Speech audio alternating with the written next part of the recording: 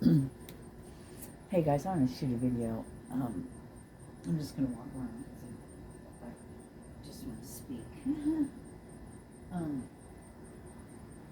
Hi, hello, Sirena Barefoot Gypsy. Welcome to my channel. Welcome, welcome, welcome. I love having you here. 17, you're wonderful.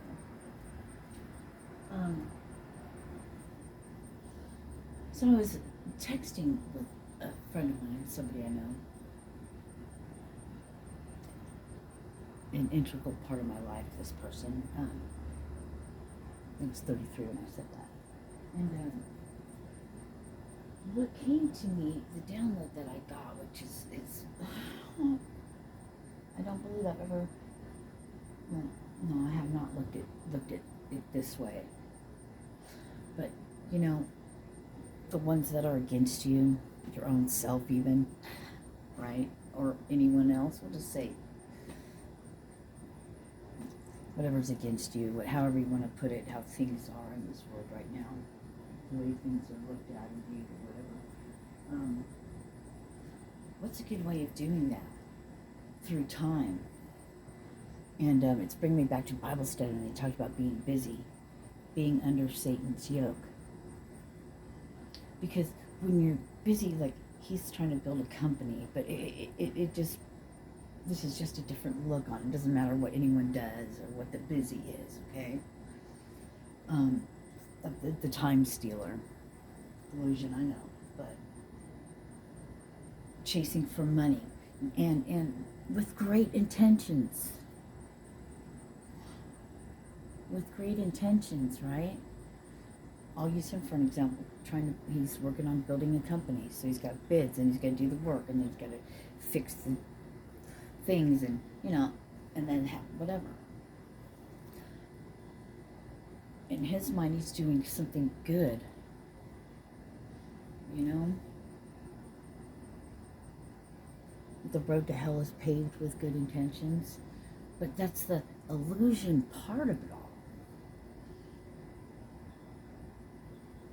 Because whatever the reasoning for whatever it is, losing out on the most important thing, not only is it to step into your path, your journey, but you're missing out on what's truly important, the relationship, the love, the camaraderie with other humans and nature and animals and living what life really is.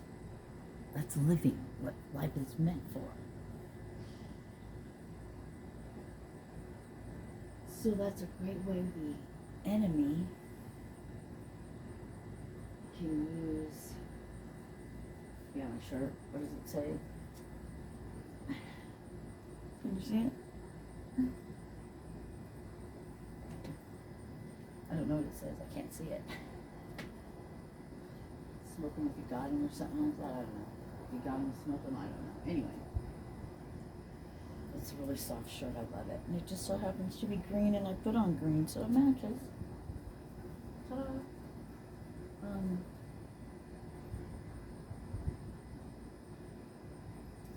Because that's the one thing I look back on now. But I guess the point of it, and then I'll get off here before I go on a different tangent. The enemy can keep you so busy. And enemy could be anything, like I said, your own self, whatever. Put it, you know, we'll just call it enemy. The enemy wants to steal that from you. You're so busy doing that, you don't focus on anything but that, so there's no growth, there's no healing, there's no coming home to oneself, there's no awakening, shifting into the 5D. And, you know, they call it, okay, ascension, going into the 5D, but I wonder if it sounds a lot like enlightenment, because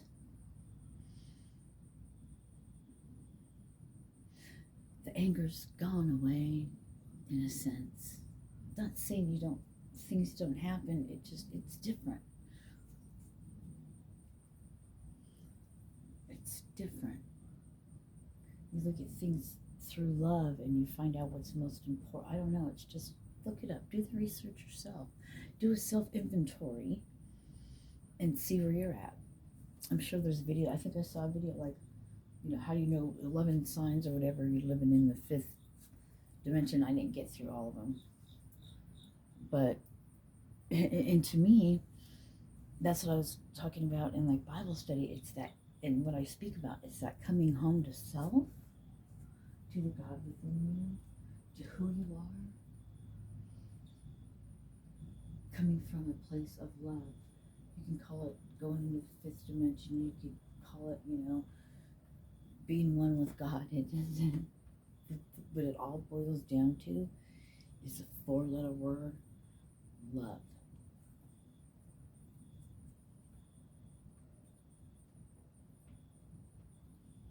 No matter how you get there, just get there.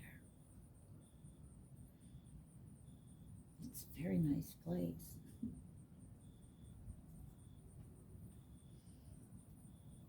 The fear goes away. There is none of that, because none of that's part of love. So, barefoot outside, do your letting go mudra, and breathe,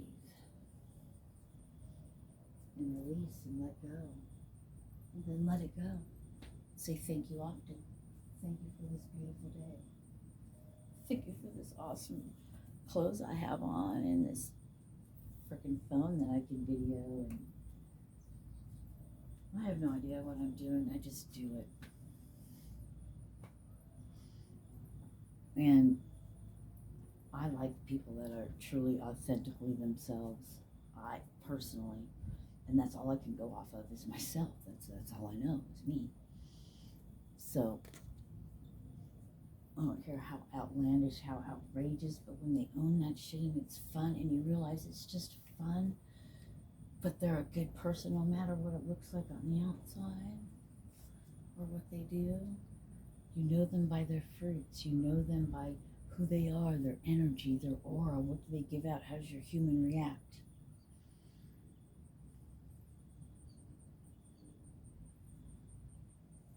And if you ever get offended by the way someone looks or how they act or what they do or what they say, if you get offended by anything by somebody, that's your warped mind staring back at you. That's when you ask yourself, why am I triggered by this? Who cares? It doesn't have anything to do with my life. Why would I even,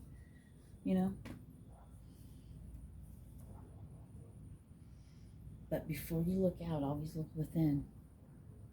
Before you want to judge somebody, always stop and wonder why you're doing that. Why would you even do that? What would make you want to do that? What would make you want to do? I mean, it's an inside job. Before you do anything outwards to anybody, you kind of look at yourself and be like,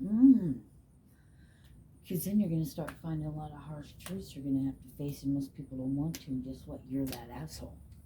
It's always been you.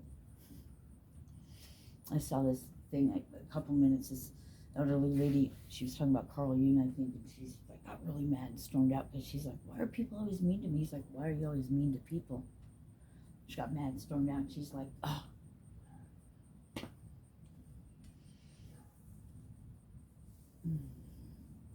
We can't see it in ourselves, but we sure can see it in other people. But what we see in other people is really ourselves. Take accountability. You can come from love, or we can just do it from around the way. When you get outside and you walk barefoot, you feel good. What does that do? It raises your vibration. What does that do? Everything. You start getting the things you want. The people around you start treating you differently. You treat you differently. Everything changes without realizing it. The same way that they can keep you under control, you can get yourself out. You just flip it around. It's the contrast. It's the contrast that changes shit. You just got to change it, flip it, moving through the dimensions. You're either going to stay in the 3D, the hell realm, the not ascending with God and living a millennia of peace on earth. You'll have maybe a millennia in hell back into this reincarnation phase. come home to yourself. Come home to love, to who you are, and just have a good time. I don't understand why nobody wants to have a good time.